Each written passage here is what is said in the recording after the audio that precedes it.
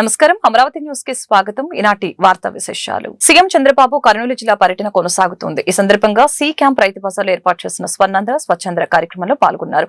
రైతులు, పారిశుద్ధ్య కార్మికులతో మాట్లాడారు. కూరగాయల వ్యర్థాలతో ఎరువుల తయారీ ప్రక్రియను పరిశీలించారు. అనంతరం ధనలక్ష్మి నగర్ లో ఉద్యానవనం అభివృద్ధి పనులకి సీఎం శంకుస్థాపన చేశారు.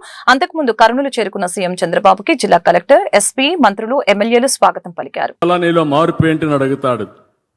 దానివల్ల శిష్యుడు చాలా ధన్యవాదాలు గురువుగారు, కొత్త వస్త్రం వచ్చి చాలా సౌకర్యంగా ఉంది, ఇక నాకు ఎలాంటి కోరికలు కూడా లేవు, చాలా ఆనందంగా ఉన్నానని చెప్పి అంటాడు.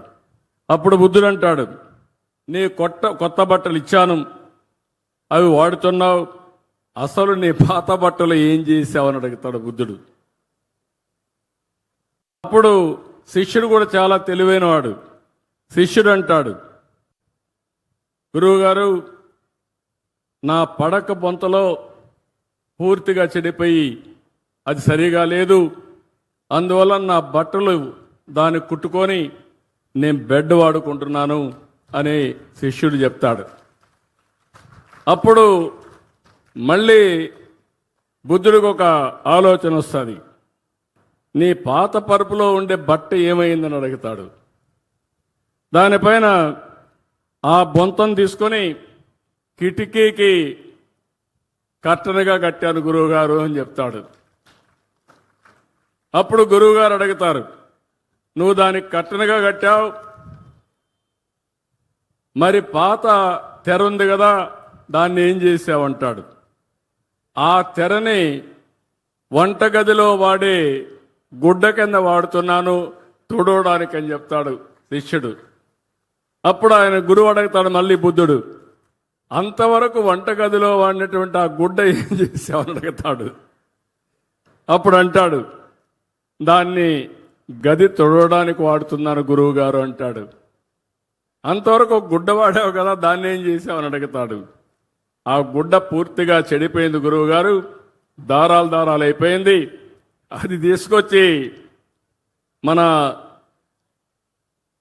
కొవ్వు దీపాలు పెట్టినప్పుడు ఒత్తులు తయారు చేస్తాం, ఒత్తులు తయారు చేశాను, ఇక్కడ వెలిగే దీపం గురువు గారు నీ ముందర నేను వదిలిపెట్టినటువంటి బట్ట అని చెప్తాడు.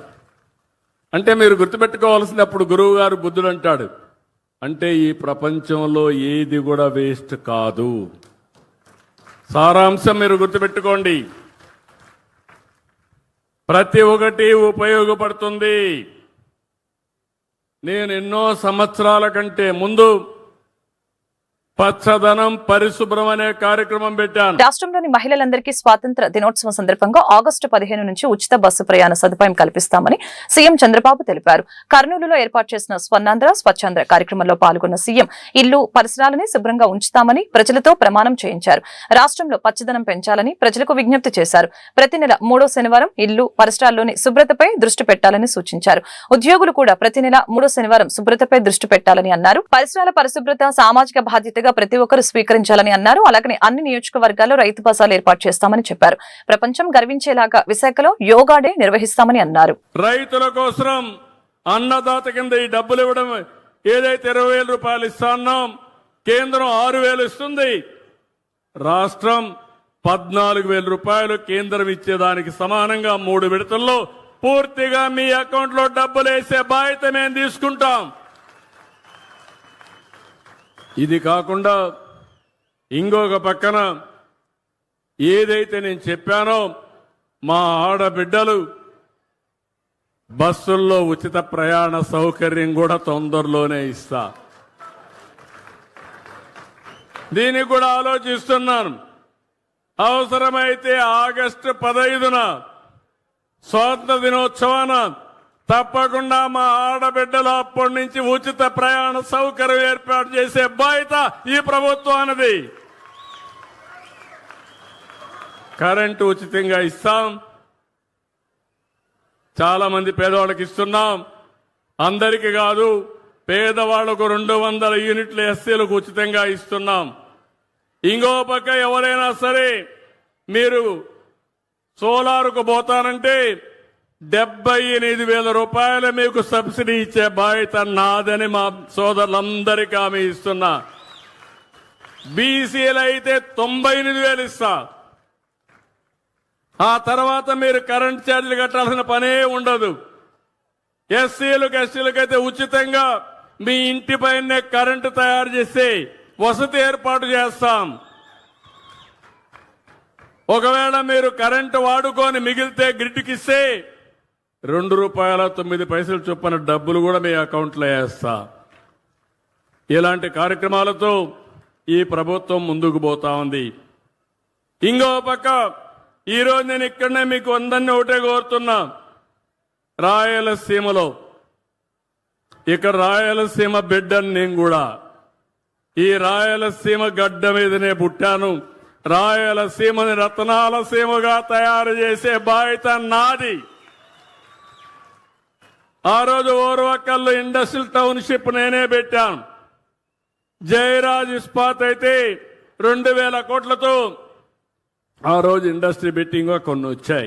మద్యం కుంభకోణం కేసులో అరెస్ట్ అయిన సీఎంఓ మాజీ కార్యదర్శి విశ్రాంత ఐఏఎస్ అధికారి కె ధనుంజయ రెడ్డి, ఓఎన్డీ కృష్ణమోహన్ రెడ్డిలను సిఐడి అధికారులు విజయవాడ ఏసీబీ కోర్టుకి తరలించారు. వారిద్దరిని జడ్జి ఎదుట హాజరుపరిచారు. అంతకుముందు విజయవాడ ప్రభుత్వ ఆసుపత్రిలో వారికి వైద్య పరీక్షలు నిర్వహించారు.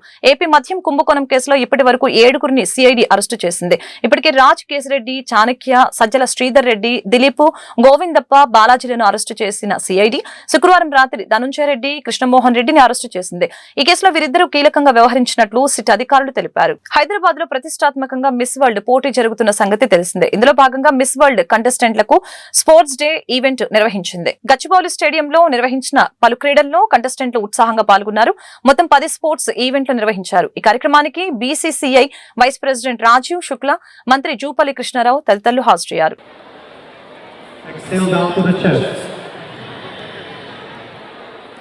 Like this, twice more. Step 2, uses full inhalation to go up, full inhalation.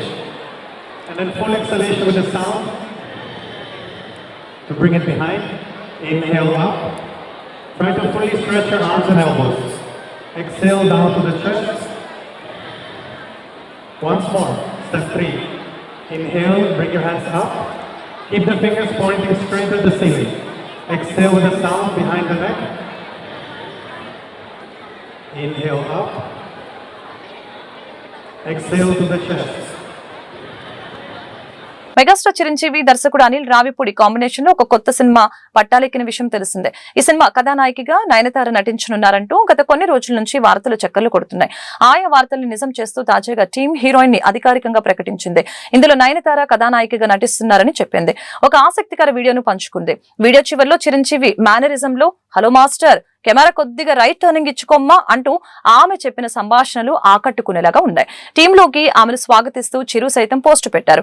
Hat trick మూవీకి స్వాగతం, ఆమెతో కలిసి పనిచేయడం సంతోషంగా ఉందని చెప్పారు. మే 18వ తేదీ నుంచి 23వ తేదీ వరకు గుంటూరు నార్సెంటర్లో ఉన్న శ్రీ ఆంజనేయ స్వామి దేవస్థానం నందు శ్రీమద్ హనుమంత్ జయంతోత్సవాన్ని ఘనంగా నిర్వహిస్తున్నామని హనుమాన్ దీక్ష సమాజం గౌరవ అధ్యక్షులు తిరువల్లూరి వెంకట సుబ్బారావు తెలిపారు. భక్తులు వందలాదిగా పాల్గొని స్వామివారి తీర్థ ప్రసాదాలు స్వీకరించాలని కోరారు. గత 38 సంవత్సరాలుగా ఆంజనేయ స్వామి భక్తులు మరియు మిత్రుల సహాయ సహకారాలతో అన్నదాన కార్యక్రమం నిర్వహిస్తున్నట్లు తెలియజేశారు. అలాగే మే 21వ తేదీ సాయంత్రం 8 గంటలకి విశేష గ్రామోత్సవ కార్యక్రమం ఉంటుందని చెప్పారు. మే 22వ తేదీ ఉదయం సహస్ర పట్టాభిషేకం, 23వ తేదీ అన్నదాన కార్యక్రమం నిర్వహిస్తున్నామని అన్నారు. కార్యక్రమంలో వేలాదిగా భక్తులు పాల్గొని స్వామివారి సేవలో పాత్రలు కావాలని కోరారు.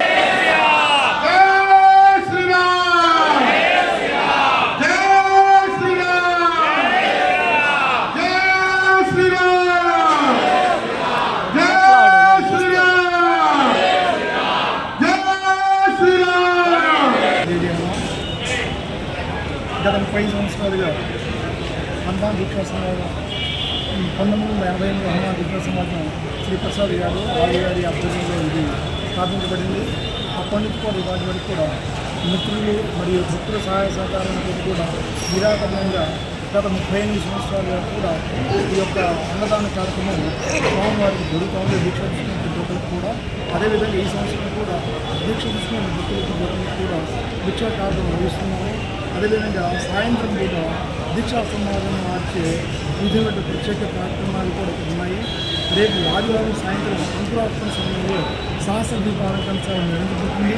అదేవిధంగా 20వ తారీఖు 19వ తారీఖు సాయంత్రం సోమవారం గోలాటూట నిర్వహించబడుతుంది. 21 సాయంత్రము సామూహిక హనుమాన్ చాలీసా పారాయణము ఈ హనుమాన్ దీక్షా సమాజం వారితో నిర్వహించబడుతుంది. అదే 21వ తారీఖు సాయంత్రము హనుమాన్ దీక్షా సమాజం వారిచే అద్భుతమైనటువంటి ఊరేగింపు గ్రామోత్సవము ఇంటి పురవీధుల మీద మేళ తాళాలతో అదేవిధంగా వివిధ వేషధారణలతో కనక భక్తులతో రకరకాలుగా విన్యాసాలతో బాల సంచారాలతో కూడా అద్భుతంగా ఈ ఊరేగింపు అనేది గుంటూరు పరిధిలో నడుస్తుంది. అదేవిధంగా ఆ మరుసటి రోజు 22 పొద్దున సహస్రఘటాభిషేకము, ఆ రోజు సాయంత్రం కళ్యాణము, అది 23వ తారీఖు ఉదయం అన్నదానం కూడా భక్తుల సహాయ సహకారం నిర్వహించబడుతుంది. ఈ కార్యక్రమాల్లో ప్రతి ఒక్కరు కూడా పాల్గొని స్వామివారి తీర్థ ప్రసాదాలు స్వీకరించవలసిందిగా హనుమాన్ దీక్షా సమాజం వారు కోరుకుంటున్నాము. ఇండియన్ లాయర్స్ అసోసియేషన్ ఆంధ్రప్రదేశ్ రాష్ట్ర కమిటీ అధ్యక్షులు జి శాంతికుమార్ ఆధ్వర్యంలో న్యాయ వ్యవస్థ అవినీతి నిర్మూలన అనే అంశంపై సమావేశం జిల్లా పరిషత్ మీటింగ్ హాల్లో నిర్వహించారు. కార్యక్రమానికి ముఖ్య అతిథులుగా Andhra Pradesh high court retired judge B Chandrakumar హాజరయ్యారు. ఈ సందర్భంగా ఆయన మాట్లాడారు. న్యాయ వ్యవస్థలో జరిగే అవినీతి అడ్డుకునేలాగా చర్యలు తీసుకోవాలని అన్నారు. రాజ్యాంగంలో న్యాయ వ్యవస్థకు ప్రధాన పాత్ర ఉందని చెప్పారు. రాజ్యాంగ వ్యతిరేక చట్టాలు, ప్రాథమిక హక్కుల పరిరక్షణ కోర్టుల బాధ్యత అని ఈ సందర్భంగా తెలియజేశారు. ఈ తరుణంలో ప్రజలు చైతన్యం కావాలని కోరారు. సమాజం కోసం పనిచేసే వారిని ఎన్నుకోవాలని అన్నారు. న్యాయ వ్యవస్థలో అవినీతి నిర్మూలన అవసరమని సందర్భంగా తెలియజేశారు. సమావేశంలో రాష్ట్ర నాయకులు అనమాల బ్రహ్మేశ్వరరావు, గుంటి సురేష్ బాబు, గుంటూరు నగర కమిటీ అధ్యక్షులు ఎం కాళేశ బేగ్ మరియు ఐఎల్ఏ సభ్యులు పాల్గొన్నారు. వ్యవస్థలో ఎంతో అద్భుతమైనటువంటి జడ్జీలు తీర్పులు రావడం జరిగింది. ఎంతో నీతి నిబద్ధత కలిగినటువంటి న్యాయమూర్తులు కూడా గతంలో పనిచేయడం జరిగింది. కానీ క్రమక్రమంగా న్యాయ వ్యవస్థలోకి కూడా ఈ యొక్క అవినీతి అనేది చొచ్చుకొని వస్తున్నది. ఇది చాలా బాధాకరమైనటువంటి ఒక విషయం. దీనికి ప్రధాన కారణం ఏంటంటే అధికారం ఉన్నటువంటి వాళ్ళు లేదా బాగా డబ్బు ఉన్నటువంటి వాళ్ళు న్యాయమూర్తుల మీద ప్రభావం చూపించడానికి ప్రయత్నాలు చేస్తున్నారు.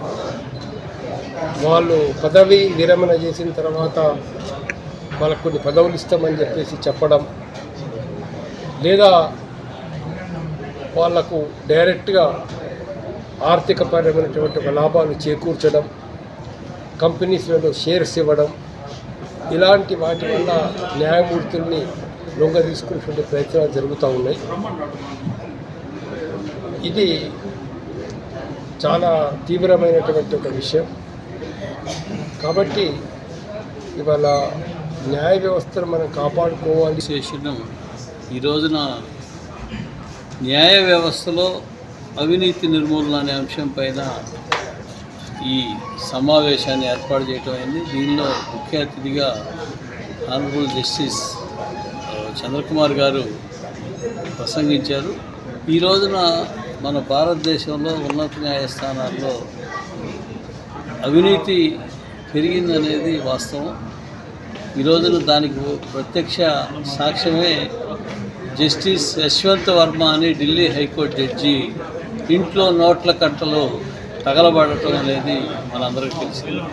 అట్లాగే ఈ ఉన్నత న్యాయస్థానాల్లో న్యాయమూర్తుల అవినీతి, అట్లాగే వాళ్ళ దుష్ప్రవర్తన, మిస్కాండక్ట్ని ఇవన్నిటినీ తొలగించడం కోసం ఇండిపెండెంట్ డిసిప్లినరీ కమిటీ అనేది ఒక దాన్ని ఏర్పాటు చేయాల్సినటువంటి అవసరం ఉంది. జ్యుడిషియల్ కంప్లైంట్స్ కమిషన్ కానీ లేకపోతే విజిలెన్స్ కమిషన్ కానీ దాన్ని ఏర్పాటు చేయాల్సి, దానికి ఒక ఎనాక్ట్మెంట్ రావాల్సినటువంటి అవసరం ఉందని మా ఇండియన్ లాయర్స్ అసోసియేషన్ భావిస్తూ ఉంది. అట్లాగే లోయర్ జ్యుడిషియరీలో కూడా ఎఫెక్టివ్గా ఈ యాక్షన్ తీసుకునే దానికోసం సరైన పద్ధతుల్లో ఆ కంప్లైంట్స్ రిసీవ్ చేసుకోవటానికి, అట్లాగే కంప్లైంట్స్ పైన ఎంక్వైరీసు యాక్షన్ తీసుకునే దానికి తక్షణమే సత్వర చర్యలు తీసుకోవటానికి సరైన సిస్టమ్ని ఒక దాన్ని ఏర్పాటు చేయాలని ఇండియన్ లాయర్స్ ముఖ్య అతిథులుగా ఆనరబుల్ జస్టిస్ చంద్రకుమార్ గారు పాల్గొనడం జరిగింది. సెషన్ అయితే చాలా బాగా జరిగింది. సమాజంలో డిస్కస్ చేయనటువంటి అనేక విషయాలను ఐఎల్ఏ ఎప్పటికప్పుడు ఖండిస్తుంది, ఎప్పటికప్పుడు డిస్కస్ చేస్తుంది. మనకు అవసరమైనటువంటి కమిషన్స్ కానీ మనకు అవసరమైనటువంటి చట్టాలు కానీ ఏర్పరచడంలో ఐఎల్ఏ ఎప్పుడు ముందుగా ఉంటుంది. దాంట్లో భాగంగానే ఐఎల్ఏ ఈరోజు జ్యుడిషియరీలో అవినీతి ఎలా దాని మీద ఆ సబ్జెక్ట్ తీసుకొని మాట్లాడటమే దానికి నిదర్శనము.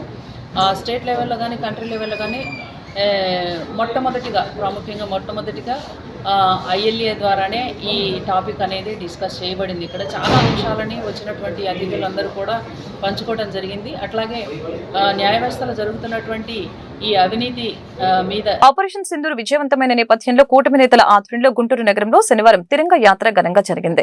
హిందూ కళాశాల సెంటర్ నుంచి లార్జీ సెంటర్ వరకు నిర్వహించిన తిరంగ ర్యాలీలో కేంద్ర సహాయ మంత్రి పెమ్మసాని చంద్రశేఖర్, గుంటూరు నగర మేయర్ కోవెలమూడి రవీంద్ర, గుంటూరు తూర్పు MLA Mohammed Nazeer, Prathipadu MLA Burla Ramanjaneyulu, MLC Alapati Rajendra Prasad, కూటమి ముఖ్య నాయకులు పాల్గొన్నారు. భారత సైనికులకు మద్దతుగా జాతీయ సమైక్యతను ప్రతిబింబించేలాగా తిరంగ యాత్ర కొనసాగింది.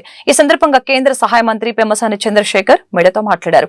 ఉగ్ర దాడులతో భారత్ ని భయపెట్టాలని అనుకోవటం పాకిస్తాన్ అమాయకత్వానికి నిదర్శనమని చెప్పారు. ఆపరేషన్ సింధూర్ తో పాకిస్తాన్ కి గట్టి గుణపాఠం చెప్పామని అన్నారు. భారత్ త్రివిధ దళాల దెబ్బకి పాకిస్తాన్ తోక ముడిచిందని గుర్తు చేశారు. దేశ ప్రధాని నరేంద్ర మోదీ ఉక్కు సంకల్పానికి యావత్ భారతవని ఆయనకు అండగా నిలిచిందని చెప్పారు. భారత సైనిక శక్తి చూసి మన వైపు భవిష్యత్తులో కన్నెత్తి చూసే సాహసం కూడా ఏ దేశం చేయబోదని స్పష్టం చేశారు. తీసిన విధానాన్ని, వ్యక్తులని నిరసిస్తూ ఈరోజు భారతదేశం మొత్తం అన్ని మతాలకు అతీతంగా ఐక్యతా రాగంతో ముందుకు వెళ్ళేటువంటి పరిస్థితి. భారతదేశం ముఖ్యంగా ఎన్డీఏ ప్రభుత్వం చంపిన వారిని, అదేవిధంగా దేశం కోసం చనిపోయిన వారిని గుర్తుపెట్టుకుంటుంది. చంపిన వారిని ప్రపంచంలో ఎక్కడున్నా కూడా వేటాడుతుంది. అదేవిధంగా ప్రాణాలను అర్పించినటువంటి మురళీ నాయక్ లాంటి వ్యక్తులని గుండెల్లో పెట్టి చూసుకుంటుంది.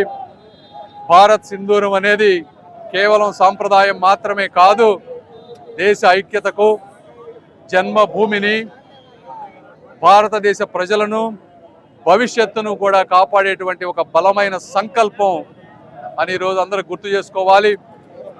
చిన్నట అరాచకమైనటువంటి పనులతోటి భారతదేశ అభివృద్ధిని ఈరోజు మీరు విచ్ఛిన్నం చేయలేరు. ఈరోజు చూస్తుంటే భారతదేశ ఆర్థిక వృద్ధి 5 బెస్ట్ 5లోకి వచ్చాం. మరి పాకిస్తాన్ వాళ్ళు చూస్తే ఈరోజు కేవలం తమిళనాడుతో పోటీ పడేటువంటి పరిస్థితికి వచ్చారు. విధ్వంసంతో, ఇటువంటి టెర్రరిస్ట్ యాక్టివిటీస్ తోటి భారతదేశానికే కాదు మీకు కూడా చాలా నష్టం జరుగుతుంది.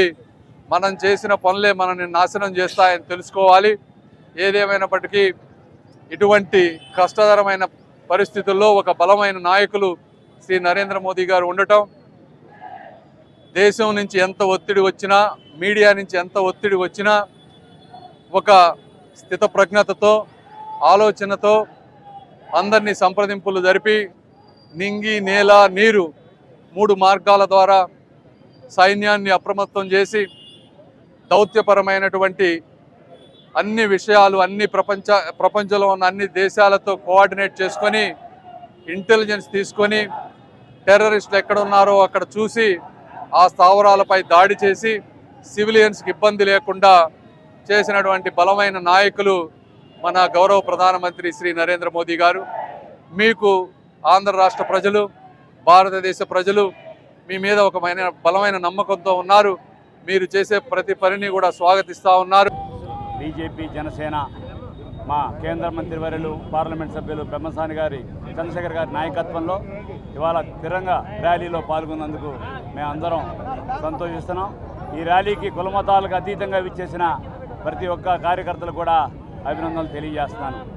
మనందరికీ తెలుసు, ఈ ప్రపంచంలోనే భారతదేశం అంటే ఒక ధైర్య సాహసాలకి పుట్టినిల్లు. మనం చూసామన్న ఈ యొక్క త్రివిధ దళాలు ఏ విధంగా పోరాడినాయో టెర్రరిజం మీద మనందరం చూసాం. ముఖ్యంగా ఈ యొక్క త్రివిధ దళాలు ఉన్న సైనికులందరూ కూడా ఈ యొక్క విజయస్ఫూర్తి అందించేందుకు దేశ ప్రజల తరఫున మేమందరం కూడా ధన్యవాదాలు తెలియజేస్తున్నాం. అట్లాగే ఈ యొక్క ఐక్యమత్యత యొక్క ఇవాళ ఆపరేషన్ సింధూర్ విజయం ఎన్డీఏ విజయం. ఈ యొక్క ఎన్డీఏ విజయాన్ని ప్రజలందరూ కూడా హర్షిస్తున్నారు. తప్పకుండా ఈ యొక్క దేశ ప్రజలు మోడీ గారు ఏమిటి ఉంటారని చెప్పి ఆశిస్తున్నాను. అట్లాగే ఈ యొక్క యుద్ధంలో చనిపోయిన అమర్ జవాన్లు అందరూ కూడా వారి యొక్క ఆత్మ శాంతించాలని ఈ అవకాశం కల్పించిన ప్రతి ఒక్కరు కూడా ధన్యవాదాలు తెలియజేస్తాను. జై హింద్. భారతదేశ అభివృద్ధిని ఓర్చుకోలేక ఇక్కడ ఉన్నటువంటి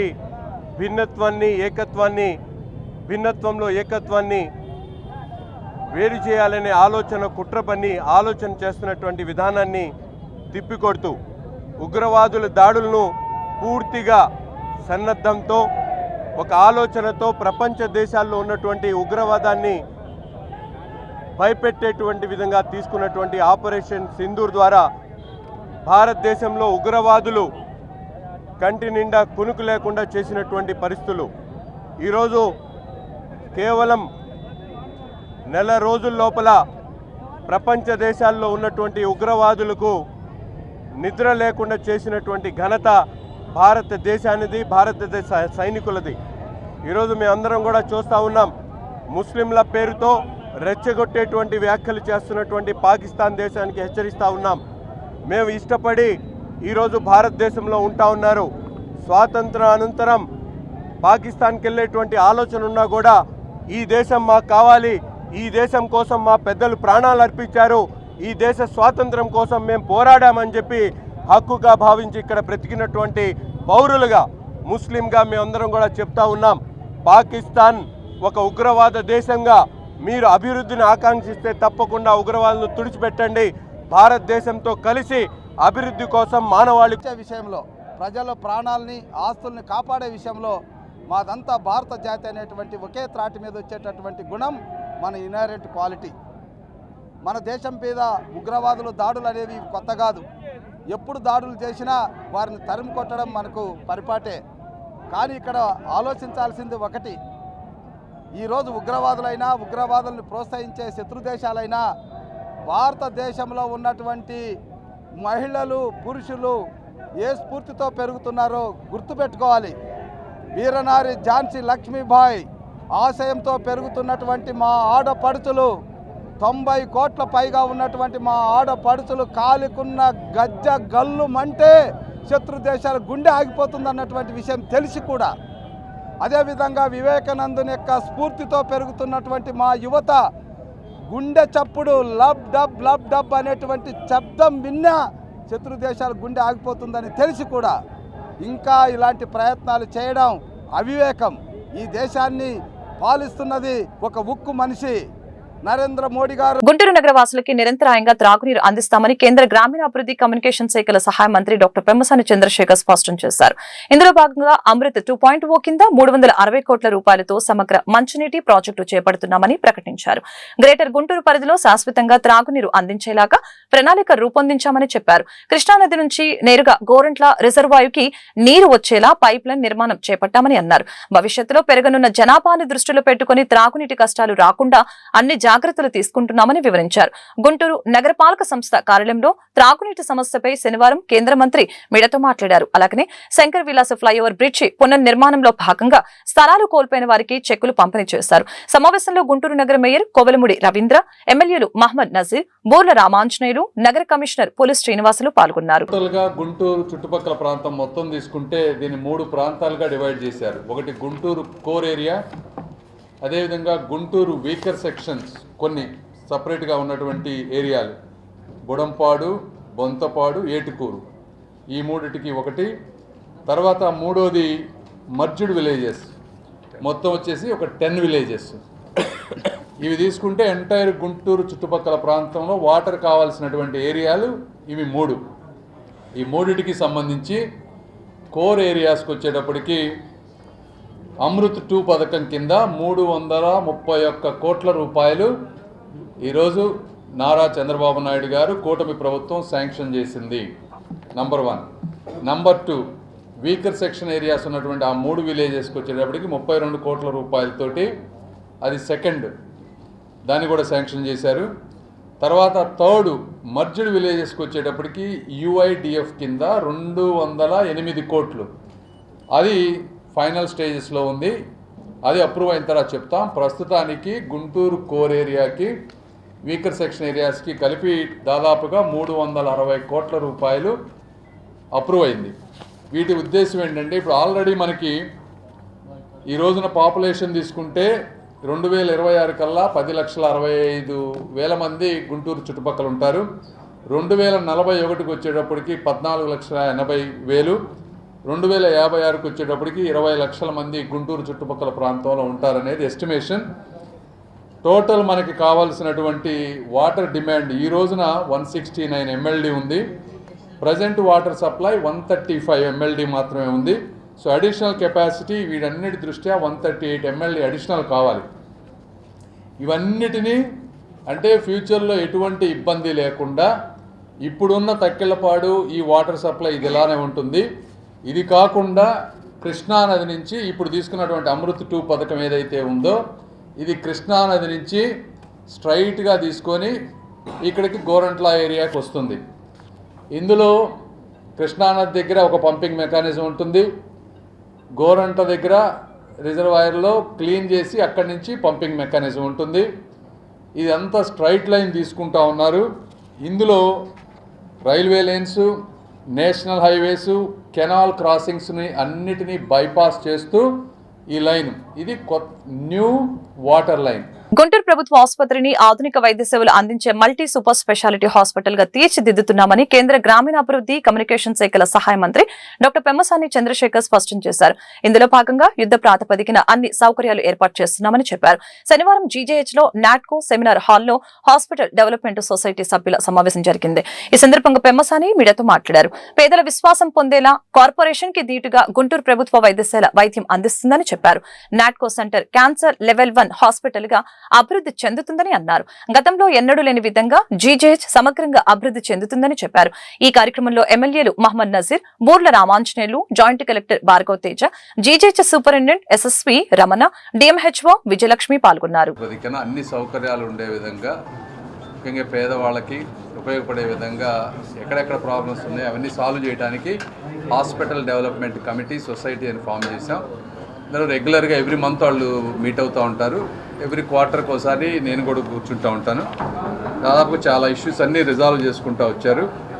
ముఖ్యంగా ఈసారికి వచ్చేటప్పటికి ఈ శంకర విలాస్ బ్రిడ్జ్ వల్ల హాస్పిటల్ కాంపౌండ్ వాల్, ట్రాన్స్ఫార్మర్లు అవన్నీ స్విచ్ చేయాల్సి వస్తుంది. ఒక 80 లక్షలు ఖర్చు అవుతుంది. దానికి కోఆర్డినేషన్ మున్సిపాలిటీ నుంచి కావాలని అడిగారు. అదేవిధంగా ఒక 60 ఏసీలు కావాలని అడిగారు. అవి దాదాపుగా ఒక 30-40 ఆల్రెడీ ప్రొక్యూర్ చేశారు. ఇంకొక 20 కావాలంటా ఉన్నారు. అదేవిధంగా హాస్పిటల్లో కంప్యూటర్స్ కావాలని అడిగారు. అవి కొంచెం సాఫ్ట్వేర్ కంపెనీస్లో వాళ్ళు వాడని కంప్యూటర్స్ ఉంటాయి. అవి వీళ్ళకి ఉపయోగపడతాయి. అవి తీసుకొచ్చే బాధ్యత మేము తీసుకుంటాం. ఇవి కాకుండా వీల్ చైర్స్, తర్వాత కొన్ని ఎలక్ట్రిక్ ప్యానెల్లో కింద వైర్స్ ఇవన్నీ వాటర్లో సబ్మర్జ్ అవ్వడం జరుగుతుంది. వాటిని షిఫ్ట్ చేసి ఇలా జనరల్గా చాలా ఉన్నాయి. ఇవన్నీ ఇష్యూస్ అన్నీ 1 by 1 అన్నీ కూర్చొని డిస్కస్ చేసాం. ఇవే కాకుండా ఇప్పుడు ఈ రోజున క్యాన్సర్ హాస్పిటల్ బిల్డ్ చేస్తూ ఉన్నారు 150 బెడ్లతోటి. అది వచ్చేటప్పటికి ఇంకొక 6 నుంచి 7 to 9 months అది కంప్లీట్ చేస్తారంటున్నారు. ఈ క్యాన్సర్ సెంటర్ని కూడా లెవెల్ 1 క్యాన్సర్ సెంటర్గా అప్గ్రేడ్ అవుతుంది. అదేవిధంగా ఫస్ట్ టైము మంచి పెట్ స్కాన్ ఇక్కడికి రాబోతూ ఉంది. అది ఒక 1.5 monthలో అది కూడా స్టార్ట్ అవుతుంది. దానికి కావాల్సిన టెక్నీషియన్స్ రిక్రూట్మెంటు వర్క్ చేస్తూ ఉన్నాం. అదేవిధంగా రామచంద్ర ప్రభు గారు, తులసి రామచంద్ర ప్రభు గారు ఇచ్చినటువంటి సర్వీస్ బ్లాక్, దానికి కావాల్సిన ఫైనల్ ప్లాన్స్ అన్నీ కూడా ఫైనలైజ్ అయిపోయినాయి. ఇవి కూడా వాళ్ళు త్వరలో భూమి పూజ చేస్తారు దానికి. సో ఓవరాల్గా జనరల్ ఇష్యూస్ అన్నీ సాల్వ్ చేసాం. ఇంకా అక్కడక్కడ ప్రెస్లో వస్తున్నటువంటి బ్లడ్ బ్యాంకులు ఇష్యూస్ కానీ, మార్చరీలు పోస్ట్ మార్టం దగ్గర ఇష్యూస్ కానీ, అక్కడక్కడ ఉన్నటువంటి చిన్న చిన్న అవినీతి ఏమన్నా ఉంటే అవి కూడా కట్ చేస్తూ ఉన్నాం. ఏదేమైనప్పటికీ ఓవరాల్గా హాస్పిటల్ మీరు ఫీడ్బ్యాక్ తీసుకోండి, చాలా బెటర్ అవుతుంది. క్లీనినెస్ కానీ, ఫుడ్ దగ్గర నుంచి కానీ, ఫుడ్ కూడా బయట నుంచి ఎట్లా పడితే అట్లా తీసుకొచ్చి పెట్టడం, శానిటేషన్ ఇష్యూస్ ఉన్నాయి.